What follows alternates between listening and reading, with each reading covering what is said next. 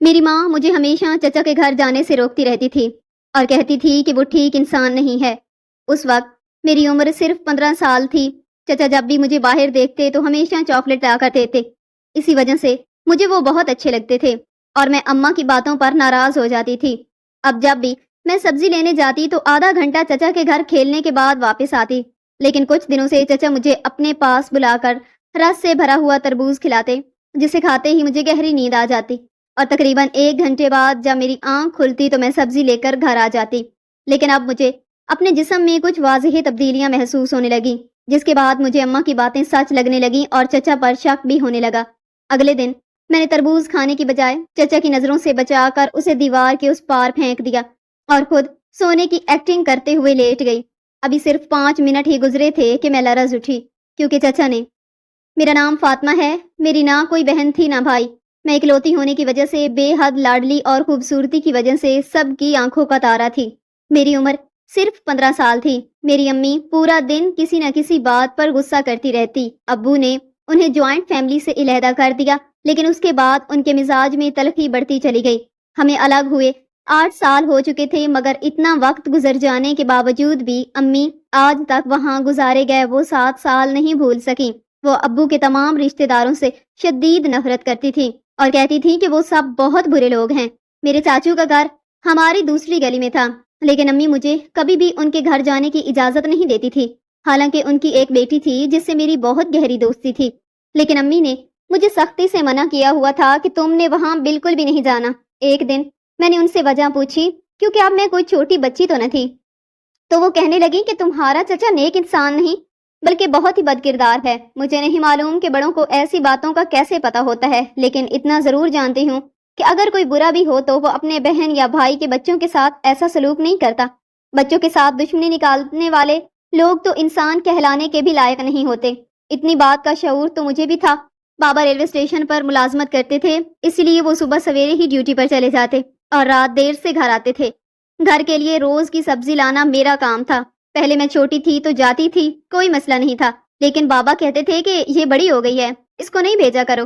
لیکن امی کہتی تھی کہ اور 1000 کام ہیں میرے سر پر، میں نہیں جا سکتی، کام کر لے گی تو کچھ نہیں ہوگا، برقع پہن کے چلی جایا کرے۔ برقع تو میں نے ابھی تک نہیں پہنا تھا، لیکن میں چادر کر کے جاتی تھی۔ راستے میں مجھے کبھی چاچو مل جاتے تو وہ اتنے پیار سے مجھے بلاتے تھے، کہتے تھے کہ میری گڑیا، میری شہزادی کیسی ہو، اور میرے ساتھ ہی دکان تک بھی چلتے تھے۔ دکان والے کو کہتے تھے کہ اس سے پیسے نہ لینا اور مجھے ایک چاکلیٹ ضرور دیتے تھے۔ چچا ماموں تو بڑے پیارے رشتے ہوتے ہیں، باپ کی جگہ ہی تو ہوتے ہیں یہ لوگ، لیکن پھر بھی امی کہتی تھیں کہ ان سے دور رہا کرو، اور چاچو کہتے تھے کہ گھر میں آریہ بھی تمہیں یاد کرتی ہے، لیکن میں کوئی نہ کوئی بہانہ کر دیتی تھی، کیونکہ مجھے امی نے سختی سے منع کر رکھا تھا۔ مجھے تو چاچو کو دیکھ کر ایسے بالکل بھی نہیں لگتا تھا کہ وہ برے انسان ہیں۔ وہ مجھ سے اتنی زیادہ محبت کرتے تھے کہ میرے حصے کے پیسے بھی دے دیتے تھے اور مجھے کوئی نہ کوئی چیز ضرور دیتے تھے، جبکہ میری اپنی امی مجھے سیدھے منہ بلاتی بھی نہیں تھی۔ پتہ نہیں ان کو کس بات پر اتنا غصہ آتا تھا۔ مجھے میرے چچا ہفتے میں 1-2 دفعہ کہیں نہ کہیں مل ہی جاتے، کیونکہ ان کا ایک بڑا بیٹا تھا، گھر کو وہی چلاتا تھا اور وہ اپنا کام کیا کرتے تھے، کبھی کبھی گھر پر ہی ہوتے تھے۔ ان کا ایک چھوٹا بیٹا بھی تھا جس کی عمر میرے برابر ہی تھی۔ ہم بچپن میں ہی ایک ساتھ کھیلتے تھے، لیکن اب ماں کہتی تھی کہ تم نے اس کو دیکھ کر بھی بات نہیں کرنی، کیونکہ اب تم لوگ جوان ہو گئے ہو۔ مجھے امی پر بہت غصہ آتا تھا۔ ایک تو مجھے کہیں جانے نہیں دیتی، میری کوئی سہیلی بھی نہیں تھی، اور اپنے رشتہ داروں سے بھی ملنے نہیں دیتی۔ ان کا جھگڑا تھا کہ اگر میری چاچی اور چاچو کے ساتھ تو اس میں میرا کیا قصور تھا۔ اتنی شرمندگی ہوتی تھی مجھے جب بار بار چاچو کہتے تھے کہ بیٹا ہمارے گھر آ جاؤ، اور میں کوئی نہ کوئی بہانہ بنا دیتی تھی۔ وہ بھی سوچتے ہوں گے کہ یہ خود ہی نہیں آتی، اسی لیے میں نے سوچ لیا کہ اپنے چاچو کے گھر ضرور جایا کروں گی۔ میری امی جو مرضی کہے مجھے پرواہ نہیں ہے، آخر وہ لوگ میرے اپنے ہیں، اور بابا نے بھی کبھی ایسی کوئی بات نہیں کی۔ اگر امی کو کوئی شخص برا لگتا ہے تو یہ ان کا مسئلہ ہے، میرا نہیں۔ میں جب پہلے دن چاچو کے گھر گئی تو وہ لوگ اتنے خوش ہوئے، ایسے لگ رہا تھا جیسے میں کوئی بہت بڑی ہستی ہوں۔ میری چچی بھی بہت خوش تھی، میرے آگے کھانے پینے کی اتنی ساری چیزیں رکھی، اور چاچو نے کہا کہ آج تو میری بیٹی گھر آئی ہے۔ میں تو بہت زیادہ خوش ہوں۔ میں بھی بہت زیادہ خوش تھی۔ بس اب میں نے روٹین بنا لی۔ میں سبزی لینے کے باوجود گھر سے نکلتی اور گھنٹہ یا آدھا گھنٹہ اپنے چاچو کے گھر میں کھیل کود کر آتی ان کی بیٹی کے ساتھ، اور امی پوچھتی تو کہتی کہ رش بہت زیادہ تھا، پیدل جا رہی تھی اسی لیے دیر ہو گئی، کوئی نہ کوئی بہانہ کر دیتی تھی۔ ویسے بھی स्कूल तो हमें दाखिल करवाया नहीं था और हमने करना ही क्या था, लेकिन चाचू की बेटी पढ़ रही थी और ये बहुत अच्छी बात थी, इसीलिए वो दोपहर में घर नहीं होती थी और मेरा दोपहर में ही जाने का वक्त होता। वो मुझे कभी कभी ही मिलती थी, जब इतवार की छुट्टी होती या फिर उसने खुद छुट्टी की होती। चाचू का वो बेटा जिसकी उम्र मेरे बराबर थी, उसका नाम उसामा था। वो बहुत अच्छा था। वो अपने फोन में ही मसरूफ रहता, लेकिन कभी कभी मुझसे बात कर लेता था और कुछ दिनों से बहुत अजीब हरकत हो रही थी। चाचू मुझे एक रस भरा तरबूज खिलाते और कहते थे, ये देखो, ये मैं तुम्हारे लिए लेकर आया हूँ। सर्दियां आ रही हैं, तरबूज बहुत महंगा मिल रहा है, लेकिन अपनी प्यारी बेटी के लिए तो मैं किसी भी कीमत पर ला सकता हूँ। और मुझे हैरानगी इस बात की होती थी कि वो तरबूज तो मुझे खिलाते थे, अपनी बेटी या बेटे में से किसी को भी नहीं देते थे। तरबूज खाकर मुझे अजीब सी नींद आ जाती। मैं सो जाती थी। 1 घंटा या आधे घंटे के लिए मेरी आंख लग जाती, तब तक चाचू भी जा चुके होते। मैं सोचती थी कि मुझे नींद कैसे आ गई। चची कहती थी कि कोई बात नहीं, अपने घर में आई हो ना, सुकून है यहाँ, तो नींद आ जाती है। और फिर मैं उठकर सब्जी लेकर वापस अपने घर चली जाती। लेकिन एक दिन अपने घर में दाखिल हुई तो कुछ अजीब बात सुनी। अम्मी अबू आपस में बुरी तरह लड़ रहे थे।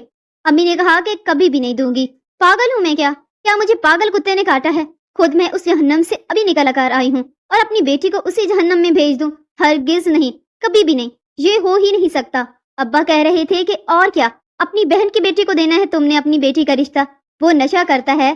तो अम्मी ने कहा कि कोई नशा नहीं करता, वो तो उसके बारे में किसी ने अफवाह उड़ाई थी। अपना घर है उनका, अच्छी नौकरी है, वहीं पर करूंगी मैं अपनी बेटी का रिश्ता। मेरे बाबा का कहना था कि अपने जीते जी तो मैं अपनी बेटी का रिश्ता नहीं होने दूंगा, और मेरी अम्मी का कहना था कि जब तक मैं जिंदा हूँ तब तक तुम्हारी ख्वाहिश भी पूरी नहीं होने दूंगी। अम्मी अबू एक दूसरे से लड़ रहे थे, जैसे आज एक दूसरे के साथ आखिरी दफा लड़ाई कर रही हूँ, लेकिन सुबह तक बिल्कुल ठीक थे। घर का माहौल पेचीदा होता जा रहा था, इसीलिए मुझे बाहर जाना ज्यादा अच्छा लगता था। अगले दिन गई तो मेरे चाचू ने मुझे एक तरबूज दिया। मैंने कहा कि आज मेरा दिल नहीं कर रहा। उन्होंने कहा कि आज मैं तरबूज के साथ स्पेशल किस्म का नमक भी लाया हूँ, जो बहुत ज्यादा मजे का लगता है।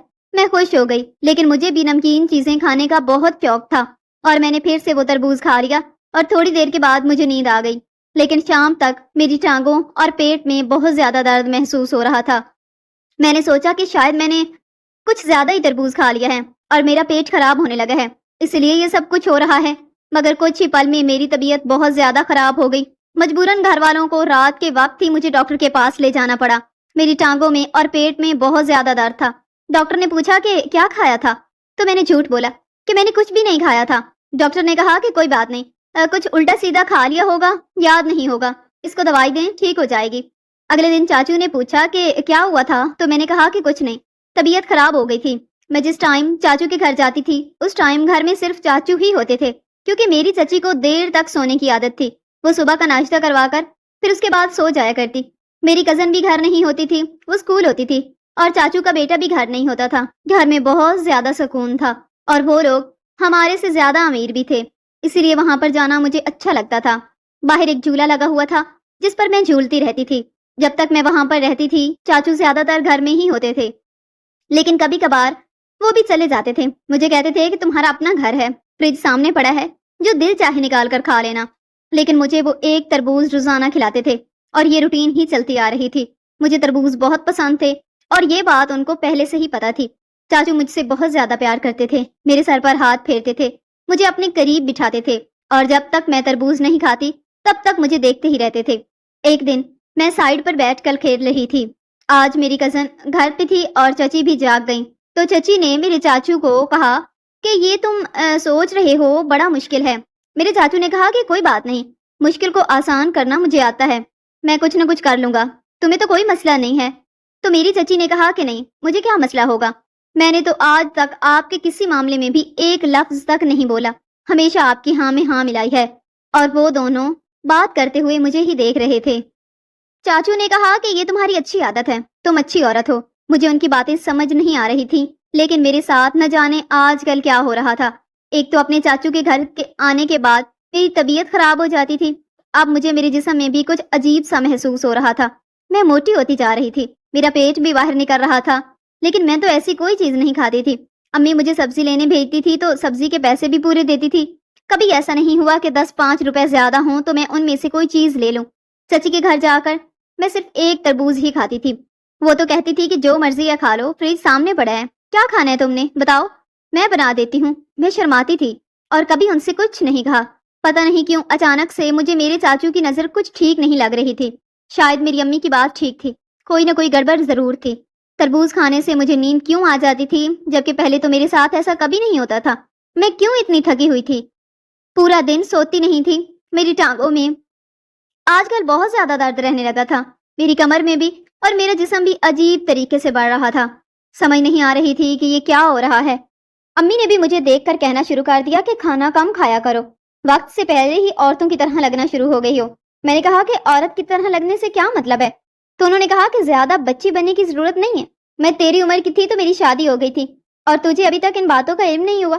آج کل تو سوشل میڈیا کا دور ہے اور چھوٹے چھوٹے بچوں کو بھی سب کچھ معلوم ہے۔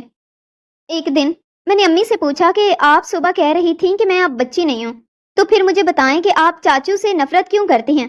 امی نے کہا کہ چھوڑ دے، تو جان کر کیا کرے گی؟ میں نے کہا کہ مجھے جاننا ہے، آپ مجھے ضرور بتائیں۔ تو امی نے مجھے کہا کہ جب میں تیرے باپ کے ساتھ نئی بیاہ کرائی تھی تو تمہارا چاچو اس وقت کمارا تھا۔ میری شادی سے تقریباً 1 سال بعد اس کی شادی ہوئی، تب یہ بہت گری ہوئی حرکتیں کیا کرتا تھا، لیکن ہم سب اس کی حرکتوں سے بے خبر تھے۔ جب پہلی بار ہمیں اس کے بارے میں پتہ چلا تو تمہارا باپ فوراً غصے سے آگ بگولا ہو گیا اور اس کے منہ پر ایک زوردار تھپڑ دے مارا۔ پھر تنہائی میں بڑے افسردہ لہجے میں مجھے کہا کہ دل تو کرتا ہے کہ ابھی یہ گھر چھوڑ کر چلا جاؤں، لیکن تمہارے باپ کی سب سے بڑی مجبوری یہ تھی کہ اس وقت ان کے پاس پیسے نہیں تھے۔ اس کے بعد بھی ہم 2 سال مزید اسی گھر میں رہے، تب جا کر وہاں سے نکلے۔ تمہارے باپ نے بعد میں اسے معاف بھی کر دیا، لیکن تمہارے اس شریف نظر آنے والے چچا نے بہت دفعہ تمہارے باپ سے معافی مانگی تھی، لیکن میں نے اسے آج تک معاف نہیں کیا۔ میں نے تجسس بھرے انداز میں اپنی ماں سے پوچھا، امی آخرکار چاچو نے ایسا کون سا جرم کیا تھا کہ نوبت یہاں تک پہنچ گئی؟ امی نے بتایا کہ جب میں اور تمہارے باپ نئے شادی شدہ تھے تو زیادہ تر ہم ایک دوسرے کے ساتھ کمرے میں موجود ہوتے، آپس میں باتیں کرنے کے دوران ہمارے ہنسنے کی آوازیں کمرے سے باہر تک آتی تھیں۔ نئے شادی شدہ جوڑے عموماً ایسے ہی ہوتے ہیں، ان کے لیے ایک دوسرے کی ہر بات نئی ہوتی ہے اور وہ لمحات ان دونوں کے لیے زندگی کے خوبصورت ترین لمحے ہوتے ہیں۔ لیکن تمہارا چاچو رات کو چھپ کر ہمارے کمرے میں جھانکا کرتا، اس نے باقاعدہ ایک جگہ بنائی تھی جہاں سے یہ سب منظر دیکھتا تھا۔ شکر ہے کہ اس زمانے میں اس کے ہاتھ میں موبائل فون نہیں تھا، ورنہ یہ ہماری ویڈیو بنا کر وائرل کر دیتا۔ میری بیٹی، اسی لیے میں تمہیں سمجھاتی رہتی ہوں کہ اپنے چچا کے گھر نہ جایا کرو۔ امی کے منہ سے اپنے چچا کے متعلق یہ انکشافات سننے کے بعد میں نے توبہ کے انداز میں اپنے دونوں کانوں کو ہاتھ لگایا۔ پھر امی نے کہا کہ بیٹا اب تو میں نے ساری حقیقت تیرے سامنے کھول کر رکھ دی ہے، باقی آگے تم خود سمجھدار ہو۔ مجھے کچھ سمجھ نہیں آ رہا تھا کہ میں اپنی امی کو کیا جواب دوں، لہٰذا میں خاموشی سے اٹھی اور اپنے کمرے میں آ گئی۔ ساری رات میں اسی بارے میں سوچتی رہی کہ اگر کوئی انسان اتنا گرا ہوا ہو سکتا ہے کہ اپنے بھائی اور بھابھی پر بری نظر رکھے، تو کیا وہ اپنے بھائی کی اولاد کے ساتھ برا نہیں کر سکتا؟ اب چچا کی حقیقت پوری طرح مجھ پر واضح ہو چکی تھی۔ اس خطرے کو بھانپتے ہوئے میں نے دل ہی دل میں فیصلہ کیا کہ اب کسی صورت بھی مجھے اس گھر میں واپس نہیں جانا، لیکن مجھے یہ وجہ بھی دریافت کرنی تھی کہ کچھ روز سے میرے ساتھ ہو کیا رہا ہے۔ میں پہلے جیسی نہیں رہی تھی، ایسا لگتا تھا کہ میں بہت بیمار ہوں، مجھے بہت زیادہ سستی رہتی ہے۔ اسی لیے میں نے سوچ لیا کہ ہر حال میں مجھے اصل حقیقت کا پتہ لگانا ہوگا۔ اگلے دن میں چاچو کے گھر گئی، حسب معمول وہ مجھے تربوزہ دے کر مصروف ہو گئے۔ میری قسمت اچھی تھی کہ اس دوران ان کو کسی کی کال آ گئی اور فون لے کر سائیڈ پر چلے گئے۔ میں نے تربوزہ دیوار سے اچھال کر باہر بازار میں پھینک دیا اور چاچو سے کہا کہ میں نے سارا کھا لیا ہے۔ اس دوران میں نے یہ بات واضح طور پر نوٹ کی کہ چاچو کال سننے کے بعد کافی پریشان لگ رہے تھے، پتہ نہیں کس سے بات کر رہے تھے، شاید کوئی ڈاکٹر تھا۔ خیر اس کے بعد مجھے نیند کہاں آنی تھی، پھر بھی میں نے نیند آنے کی ایکٹنگ کی اور جا کر کمرے میں سو گئی، اور 10 منٹ بعد ہی کچھ ایسا ہوا کہ میں بری طرح سے کانپ اٹھی۔ میرے کمرے میں کوئی موجود تھا جو میرے پیروں کی طرف بیٹھا تھا اور میرا ہاتھ پکڑا تھا۔ جیسے ہی میں نے آنکھ کھولی تو دیکھ کر چونک گئی، وہ کوئی اور نہیں بلکہ میرے چاچو کا بیٹا اسامہ تھا۔ میں نے چلانا شروع کر دیا۔ میرے چاچو وہاں پر آ گئے اور میری چچی بھی۔ انہوں نے کہا کہ تو یہاں کیا کر رہا ہے اس کے کمرے میں، اور یہ کیا ہو رہا ہے؟ چاچو نے جب یہ منظر دیکھا تو وہ سمجھ گئے کہ کیا گڑبڑ ہو رہی ہے۔ پھر چاچو نے اپنے بیٹے کو گردن سے پکڑ لیا اور کہا کہ تم یہاں پر کیا کر رہے ہیں؟ تجھے پتا ہے کہ یہ لڑکی یہاں پر سوتی ہے، پھر تیرا اس کمرے میں کیا کام ہے؟ اور تم نے دروازہ کیوں بند کیا تھا؟ وہ گھبرا گیا، اس کو کچھ سمجھ نہیں آ رہی تھی کہ میں کیا بولوں اور کیا نہیں۔ اس کی شکل سے ہی لگ رہا تھا کہ اس کی نیت ٹھیک نہیں تھی۔ میں نے رونا شروع کر دیا۔ چچی نے مجھے گلے سے لگا لیا۔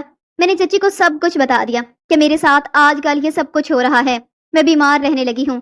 چچو کا کہنا تھا کہ میں بھی اس بات پر پریشان تھا کہ میں تمہیں تربوز کھلاتا ہوں تو تمہیں نیند کیوں آ جاتی ہے۔ آج بھی ڈاکٹر سے فون کر کے یہ پوچھ رہا تھا کہ تربوز میں کوئی مسئلہ تو نہیں، لیکن وہی تربوز ہم سب گھر والے بھی کھا رہے ہیں، ہمیں تو کبھی کچھ نہیں ہوا۔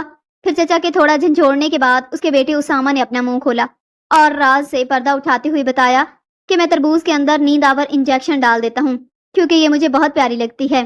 پھر اس کے بعد اسامہ کی تو زبان روک گئی، لیکن آگے کی کہانی سارے خود ہی سمجھ گئے۔ چاچو نے ایک دم سے اس پر تھپڑوں کی برسات کر دی اور اس کا برا حال کر دیا۔ یہاں پر میرے چاچو کی غلطی نہیں تھی بلکہ ان کے بیٹے کی غلطی تھی، لیکن شاید چچا کا بیٹا ان کا مکافات عمل ہی بن کر آیا تھا۔ چاچو نے کہا، نالائق انسان، تیرے لیے تو میں رشتہ مانگ رہا تھا اور تو نے اس کے ساتھ، میں تمہیں جان سے مار ڈالوں گا۔ جب میری چچی نے دیکھا کہ یہ تو بیٹے کو کچھ زیادہ ہی مار رہے ہیں تو انہوں نے اندر مداخلت کر کے کسی طریقے چاچو کا ہاتھ روک دیا۔ لہٰذا شام کے وقت چچا نے میرے والد صاحب اور والدہ کو اپنے گھر بلایا اور پھر ساری بات ان کے گوش گزار کر دی۔ یہ سننے کی دیر تھی کہ پلک چھپکتے ہی بابا اور چاچو میں پھر سے شدید لڑائی شروع ہو گئی۔ لڑائی اتنی بگڑی کہ بڑا تماشا بن گیا۔ میرے بابا نے آگ بگولا ہوتے ہوئے چاچو سے کہا کہ پہلے تو نے ماضی میں میری بیوی پر نظر رکھی، اب تیرے بیٹے نے میری بیٹی کے ساتھ یہ سب کیا، آخر تم لوگ ہمارے پیچھے ہی کیوں ہاتھ دھو کر پڑے ہوئے ہو؟ میں تم لوگوں پر کیس کرواؤں گا۔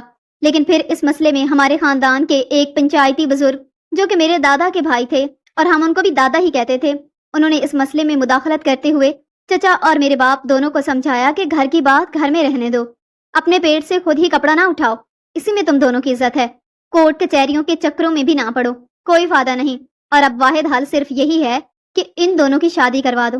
میرے بابا کہتے تھے کہ ایسے انسان سے میں اپنی بیٹی کی شادی کروں جو آنکھوں میں دھول جھونک کر میری بیٹی کو نوچتا رہا، لیکن چچا بار بار معافیاں مانگ رہا تھا اور کہہ رہا تھا کہ بس ایک بار مجھے معاف کر دیں، میں قسم کھاتا ہوں کہ آئندہ ایسا کچھ نہیں ہوگا۔ پھر میرے بابا نے کچھ شرائط رکھی۔ بابا نے کہا کہ اپنے بیٹے کو یہاں سے دور بھیج دو، پہلے اپنے اس نالائق بیٹے کو اس قابل بناؤ کہ میں اسے اپنی بیٹی کے قابل سمجھ سکوں، اس کے پاس اچھی نوکری ہونی چاہیے، اور اگر مجھے اس میں کوئی واضح تبدیلی نظر نہ آئی تو میں کسی صورت بھی اسے اپنی بیٹی کا رشتہ نہیں دوں گا۔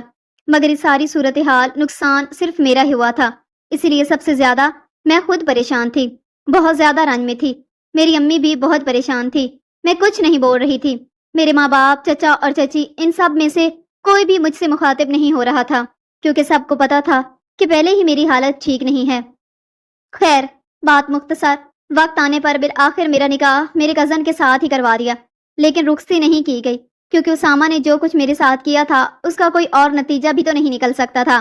لیکن خدا کا لاکھ لاکھ شکر تھا کہ ایسا کچھ نہیں ہوا، یعنی میں امید سے نہیں تھی، اور ہم دونوں میاں بیوی تھے، لیکن پھر بھی میں اس کی شکل تک دیکھنا نہیں چاہتی ہوں۔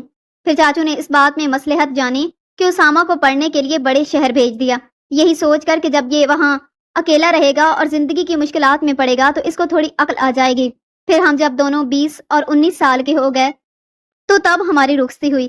اسامہ نے ہاتھ جوڑ کر مجھ سے معافی مانگی اور کہا کہ میں بہک گیا تھا، لیکن اب تم میری بیوی ہو، میری عزت ہو۔ میں نے کہا کہ میں تمہاری عزت کہاں، تم تو میری عزت پہلے ہی لوٹ چکے ہو۔ میں نے اسے بہت زیادہ تڑپایا اور اسے اپنے قریب تک نہیں بھٹکنے دیا۔ میں نے اسے بار بار یہ احساس دلایا کہ اس نے میرے ساتھ بہت برا کیا ہے، لیکن پھر بالآخر میں نے اسے معاف کر دیا کیونکہ وہ میرا شوہر تھا۔ میرے چاچو کہتے تھے کہ میں نے اپنی جوانی میں جو غلطیاں کی ہیں شاید مجھے انہی غلطیوں کی سزا مل رہی ہے۔ میں نے اپنے بڑے بھائی کو کھو دیا اور اس کی نظروں میں ہمیشہ ہمیشہ کے لیے گر گیا، اور ایسی ہی ایک غلطی میرے بیٹے نے کی تھی۔